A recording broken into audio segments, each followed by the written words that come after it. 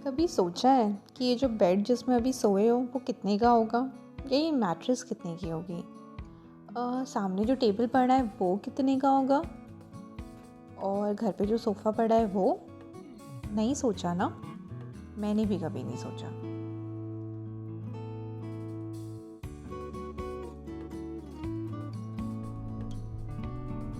जब से होश संभाला है घर पे ये सारी चीज़ें थी। शायद पापा लाए होंगे या मम्मी, या फिर शायद कुछ चीज़ें दादा दादी के टाइम से चली आ रही होंगी। पर जो भी था, मुझे इसमें से कभी कुछ नहीं लेना पड़ा। और बहुत सारी बचपन से मूवीज़ देखती आई, तो मन में एक पिक्चर सी बस गई थी कि जब मेरा घर होगा ना तो ऐसा होगा, ऐसा फर्नीचर होगा, ऐसी खिड़की होगी, उसमें ऐसे पर्दे होंगे। और ये सारी चीज़ों का एक्सपेक्टेशन जो है ना, इसका बोझ बस दिमाग में बढ़ता गया। वो ड्रीम हाउस वाला कॉन्सेप्ट कभी दिमाग से जा ही नहीं पाया। आज भी मुझे याद है, बचपन में सारे फ्रेंड्स मिलके ऐसे बैठा करते थे। शादी क्या होती है, कैसे होती है, कुछ आइडिया ही नहीं था, लेकिन ये ज़रूर डिस्कस करते थे कि घर कैसा होगा। मुझे बहुत अच्छे से याद है, मेरी एक दोस्त ने मुझसे बचपन में पूछा था, तुझे क्या लगता है तेरे हस्बैंड का घर कैसा होगा? तुझे बड़े घर वाला हस्बैंड चाहिए, छोटे घर वाला? और मैं बिल्कुल शांत थी, क्योंकि मुझे समझ ही नहीं आ रहा था कि इसका सही आंसर क्या होगा। शायद इसका कोई सही आंसर है ही नहीं, क्योंकि हमारी जो एक्सपेक्टेशंस है ना, वो कभी ख़त्म नहीं होती। रोज़ हमें कुछ नई चीज़ें चाहिए होती हैं और पहले से बेहतर चाहिए होती हैं। एक बार क्या हुआ था ना, मैं ट्रैवल कर रही थी। मुझे याद है, मेरी फ्रेंड ने मुझे फ़ोन किया था कि देख, तू शादी कब कर रही है, अब सही उम्र हो गई है, शादी कर ले। मैंने उससे बोला, अभी तो कोई भी प्लान नहीं है शादी का। तो मुझसे कहती, अभी नहीं करेगी तो कब करेगी, सारे अच्छे लड़के हाथ से निकल जाएंगे। तो मैंने कहा, निकलने दो। फिर कहती, चल देख, जब भी तुझे शादी करनी हो कर लेना, लेकिन एक बात का ख्याल रखना कि उसका घर अच्छा होना चाहिए, फर्नीचर अच्छा होना चाहिए और घर पे एक बड़ा टीवी होना चाहिए।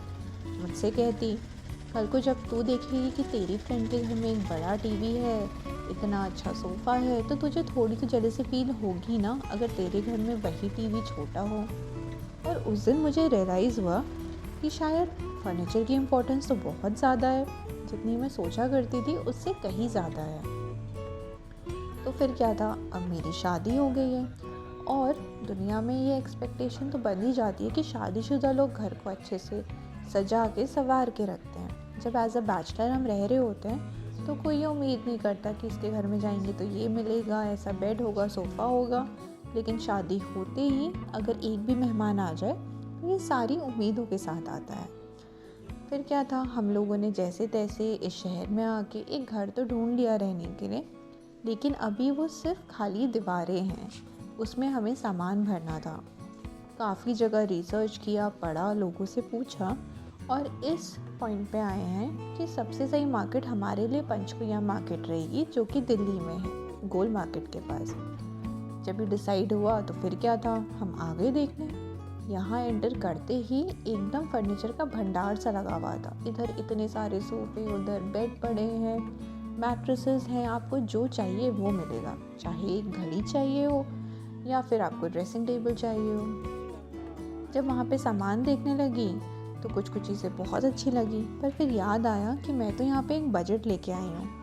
कैसी होती है ना ज़िंदगी, एकदम से जो असीमित चीज़ें होती हैं अपने मायके में, जब शादी करके अपना खुद का घर बसाने चलो तो एक बजट पे आ जाती हैं। और समझ आता है कि शायद हमारे पेरेंट्स ने भी ऐसे ही मैनेज किया होगा, लेकिन हमें कभी फील नहीं होने दिया। तो यहाँ पे पहले लिया एक बेड, पसंद तो आ रहा था, जो फोम वाला बैग होता है, लेकिन फिर लगा अरे गंदा हो जाएगा तो इसका कपड़ा चेंज करने में खर्चा आएगा।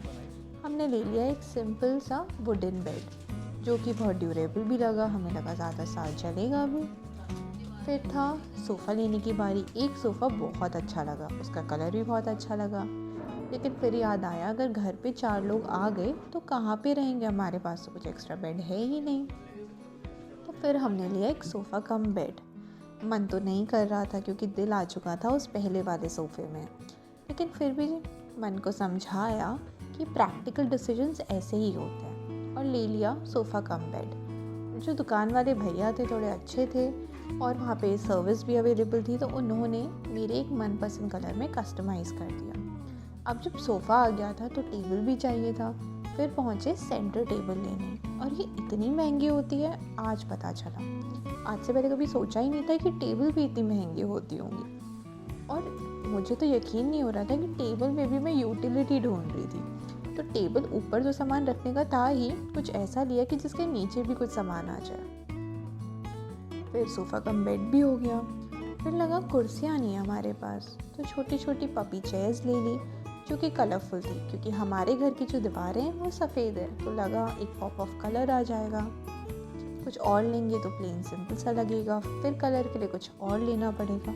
और ये सारी प्रैक्टिकल बातें दिमाग में इस तरह से घूम रही थी कि यकीन ही नहीं हो रहा था कि वो मेरा दिमाग है। बचपन में जब मूवीज़ देखा करते थे तो सब कुछ अच्छे से सजा हुआ होता था घरों में, तो लगता था ऐसे ही तो घर होते होंगे। लेकिन आज समझ आ रहा है कि ये सारी चीज़ें तो खुद बैठ के सजानी पड़ेंगी, और शायद तब भी उन एक्सपेक्टेशन से मैच नहीं कर पाएंगी। शायद एक्सपेक्टेशंस कुछ ज़्यादा ही हाई सेट हो गई हैं, लेकिन ठीक है, धीरे धीरे शायद एक दिन वहाँ तक भी पहुँच जाएं। अभी समझ आया है कि कैसे नेसेसिटीज़ को जोड़ना भी इतना मुश्किल है। पेरेंट्स से बचपन में कई बार इतनी सारी हम डिमांड्स रख देते थे, और आज जब हम अपने लिए नेसेसिटीज़ खरीद रहे हैं, शायद हम उनसे कई गुना ज़्यादा कमा रहे हैं आज की डेट में जो वो उस समय कमाते थे, पर फिर भी हमारे लिए कुछ भी नहीं है। पता नहीं कैसे वो सारी चीज़ें मैनेज करते होंगे। इसके बाद जब इतना सारा सामान ले लिया था तो बहुत भूख भी लग गई थी, तो बाहर आए, वहाँ पे एक छोटी सी शॉप थी जहाँ से सब खा रहे थे, तो वहाँ से कुछ रोल, स्प्रिंग रोल ऑर्डर कर लिए। और वहाँ पे भी इनफैक्ट खड़े खड़े मैं यही सोच रही थी कि 130 रुपये का क्या ये रोल जस्टिफाइड भी है, क्योंकि इतना छोटा सा था। पहले मार्केट के अंदर महंगाई फील हो रही थी, उसके बाद मार्केट के बाहर। लेकिन शायद यही लाइफ है, धीरे धीरे ऐसे ही समझ आएगा कि चीज़ों का रेट कितना ज़्यादा बढ़ गया है। लेकिन जो भी कहो, मार्केट अच्छी थी, फर्नीचर ड्यूरेबल लग रहा है, और बाकी तो यूज़ करते करते ही पता चलेगा। लेकिन इस सारी अफरा तफरी में एक चीज़ जो बिल्कुल दिमाग में नहीं थी वो ये था कि इस बजट को तो एक्सीड होना ही है, क्योंकि ये सामान ट्रांसपोर्ट भी तो होगा। आइडिया ही नहीं था कि इतने से सामान का ट्रांसपोर्टेशन भी 5,000 रुपये लग जाएगा। लेकिन शायद ऐसे ही धीरे धीरे मैं सारी चीज़ें सीखूंगी। कभी सोचा ही नहीं था कि अपने लिए ये सारा सामान खरीदूंगी, बेड, सोफ़ा, टेबल। लेकिन क्या करें, शादी कर ली है, ख़रीदना पड़ेगा। नहीं खरीदूंगी तो जिस दिन लोग आएंगे कहेंगे कैसा घर रखा है। आखिर जिम्मेदारी तो औरत की होती है ना, घर को सजा के संवार के रखने की।